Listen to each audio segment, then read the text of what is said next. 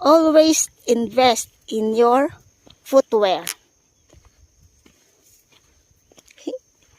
Look, who have thought? Abi ko, ang Bukidnon, it's all about pineapple. But, nagkadto ko diri. I went here. Nothing with, ang balango lang communal ranch. But look what the Lord has prepared for me. And then, may karapatan pa ba ako magreklamo? No!